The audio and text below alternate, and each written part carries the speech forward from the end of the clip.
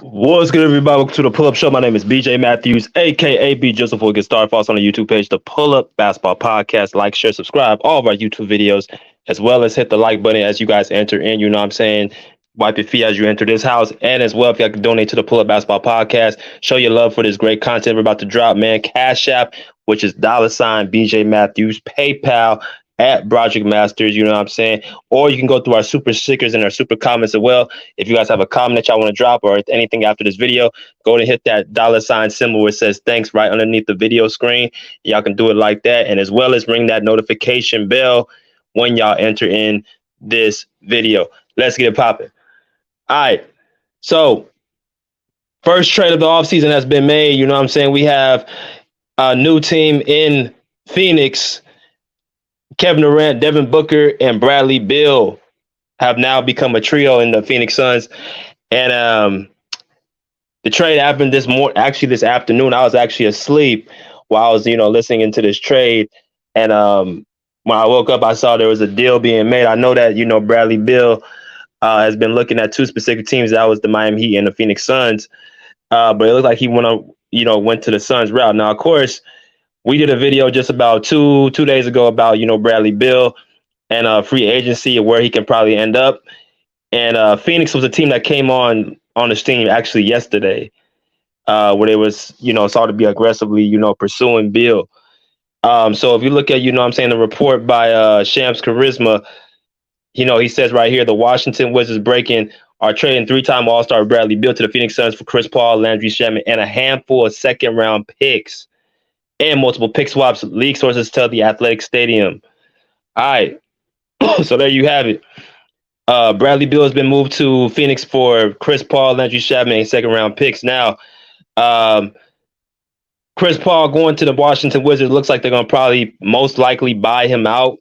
And the team he's going to be getting moved to, according to Chris Haynes, he reported this also, Shams and Chris Haynes been reporting back and forth. But it looks like Chris Paul is probably going to be getting a reunion with the Clippers. That's been the report by Chris Haynes earlier today. Now I'll talk about that a little bit later. But Chris Paul going to the Clippers is I think in the works for right now, according to Chris Haynes. But also something I want to mention too before I talk about Bradley Beal is the Miami Heat's focus is Portland superstar Damian Lillard with a genuine belief this could be the offseason. The veteran guard seeks a change of scenery. League sources tell NBA TNT and Bleacher Report. So the reason why I bring this up is because, again, Bradley Beal, one of the teams that was looking for him, to probably join was the Miami Heat, which I thought would have been a great fit because you have the opportunity to now put the ball in the basket. You have guys who need you to score the basketball. We saw in the NBA Finals that the Miami Heat have problems generating buckets and generating points. You had Jimmy Butler as the primary option, which I feel like he's not a number one option when it comes to scoring. As far as a player, yeah, you could possibly put him as a top 10 player in the league, but as far as scoring the basketball, he does other things elite, and I think scoring, he just he's average at it. He's kind of on and off. But Bradley Beal's a potent scorer, man. 3-tier scorer, could score at the mid-range 3-point line and get to the basket. 6'4", silky smooth guard. But he looks like he's going to be taking his talents to the Phoenix Suns. Now, I want to go into detail about what I feel about this trade and how I think it's going to affect the Phoenix Suns in a positive or a negative way. So I want y'all to sit back and relax and, listen in, tune in. So with Beal going to the Suns, what does this mean with the Suns' salary cap? You know what I'm saying? Going in 23-24 season, the Suns with, Bradley Beal, Kevin Durant, Devin Booker, and DeAndre Ayton have a total of $163 million in salary they're paying these four players. Now, that right there puts them over the luxury tax just off of those four guys without even their fifth guy being, part of the starting lineup. These four right here literally put the Suns over the salary cap. So that's all that's telling me is that the Suns are going in the direction of trying to build a superpower to outscore teams. That's the way they're trying to go. Now, Beal having the contract he has, he had with the Washington Wizards with a no trade clause. Now the Suns have taken onto that contract. That's why it's added so much money to to the Suns that to have to pay this dude. So at the end of the day, from a financial standpoint, the Phoenix Suns are going to be pretty much bound to this team, and what I'm saying, for the next few years at least, because unless they unload one of these players, and you're gonna have to deal with that salary cap. Now, the first person I think it would probably go is DeAndre Ayton, but until that happens, this is what the salary cap or the salary is for these four guys. Now, on the court, now that you've let go of what I'm saying, your primary playmaker in Chris Paul, you have a team that's vulnerable at the point guard position. Now, it looks like to me, from what I'm looking at, with the addition of Bradley Beal, they're going to be putting Bradley Beal at the point guard and Devin Booker at the two. One of the reasons why I felt like this trade was a little bit, kind of out of nowhere, is because who are you going to trade? Who are you going to use at the point guard position to start? Bradley Beal, from what we've seen, is a scorer. Now, I know he has nice handles, but as far as being a point guard, I mean, if he gets to that position, it's going to be something that he's going to show us that he has in his bag, in his arsenal, because Bradley Beal for Washington, you didn't really see him on TV too much. So now that he's actually going to be on the Suns, a team that's going to be, what I'm saying, have a lot of, television games, you get a chance to actually see his game. I like Bradley Beal personally. I like his game. I think he's, has a good IQ, silky smooth. He was the top scorer in the NBA 2 years ago. So the boy got game. Now, he is injury prone the last couple of seasons, so they're gonna have to find a way to keep that under control, because you got two other guys who are injury prone, such as Kevin Durant, who's older, and Devin Booker, who's has the hamstring, who's been dealing with that since really the Bucks in 2021 in the finals. So nonetheless, they got to stay healthy. Now, the Suns have three guys that can give you 25 points per game. That's Beal, that's Booker, and that's KD. So what does that mean? Well, that means there's only one basketball. And if you want to, you're going to have to find a way to, keep each one of them happy. And I feel like one of these guys will have to sacrifice their game to be, the betterment of their team. You know what I'm saying? Would that be Kevin Durant? Would that be Devin Booker? Would that be Bradley Beal coming in? Who's going to be the person that's going to, what I'm saying, subjugate his game to be the betterment of the team? Right? And I know that y'all might call me crazy, but I think it's going to be Kevin Durant. KD, from what I've seen in the playoffs, to me, and being 35 years old now, he's not the same player as he was, say, in Golden State. You know what I'm saying? He played in Brooklyn. He was, what I'm saying, he put up good numbers, very good numbers. But when I'm talking about KD's not the same, I'm talking about before the Achilles injury.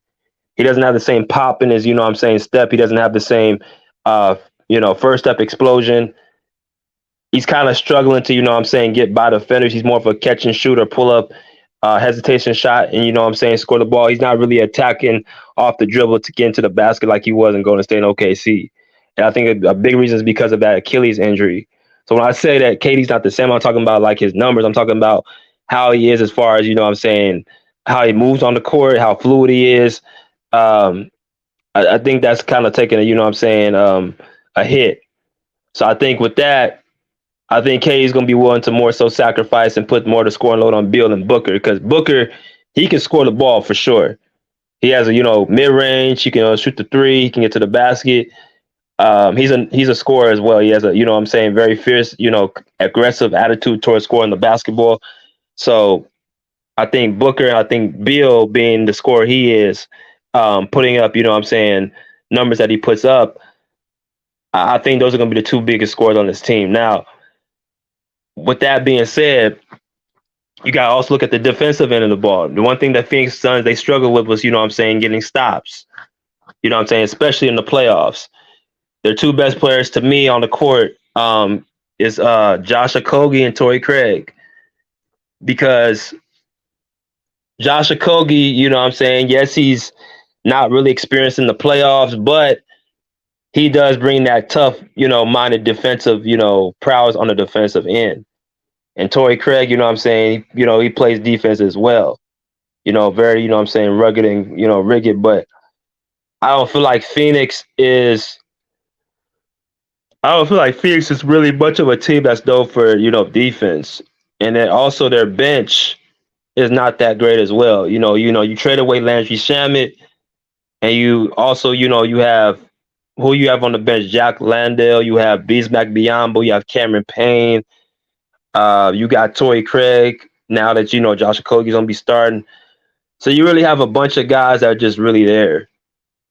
Um, so it's gonna put a lot of onus on the starters, such as Beal, Booker, and KD to kind of, what I'm saying, just hit teams in the mouth and outscore them very quickly. Now, that may work about with around 70 to 80% of the teams, but that other 15 to 20%, you're gonna have a problem if you're not putting these teams out early and often. Because I feel like a team, who's actually well put together, who has, things that can plug in, offense, defense, rebounding, um, toughness, all that stuff. I feel like all that's important more than just having three prime scorers like Beal, KD, and Booker. You know what I'm saying? So if I had to grade this trade, I would grade it as a C.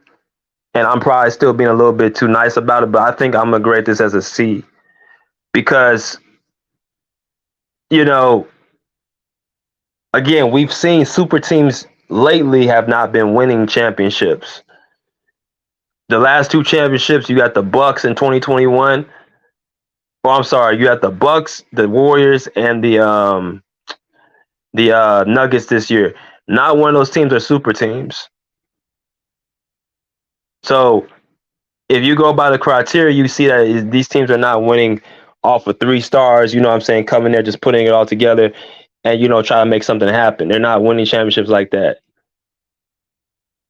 You know what I'm saying? I think a lot of people are trying to mimic what the Brooklyn Nets were doing. You know what I'm saying? But at the end of the day, with that, you know, teams are starting to show and actually figure out these super teams how to play them. So I think this is as a trade of a C. That's just my opinion. I think that yes, you got good on offense. Yes, you got rid of Chris Paul, who's older, but you also got rid of Chris Paul, who's actually the playmaker of the team. So what you're going to be trying to do now is trying to bring Cameron Payne in and being that playmaker and actually setting up guys to score the basketball. But again, he can't start because Beal, Book, and KD, who's going to be starting? Beal's not coming off the bench, and damn sure Devin Booker ain't coming off the bench. Unless you start Booker at the 3 and take Josh Okogie out. But then again, that's just too much scoring at the court at one time. It's going to get to a point where I think it's going to be like 2 out of 3 of these players are playing at a time, just so the scoring average can be evenly distributed. So, but yeah, I think this trade is a C. And as far as Beal is concerned, man, I like him. I like how he plays. But again, at the end of the day, I just think this team was not the best fit for him. I think Miami would have been much better. But he chose the Phoenix Suns, I guess, because of I don't know why he chose Phoenix, but it's something where now he's gonna have to deal with it, and wish him nothing but the best. But we'll be back on tomorrow again. If you guys have not already, check out our membership badges we have available.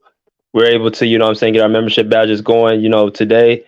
We announced them to, the pull-up crew. If you guys like to get y'all membership badges, go on to our YouTube page, and you guys can go in and click that button right here. I'm gonna put right here, like y'all can see on the video on the video right here.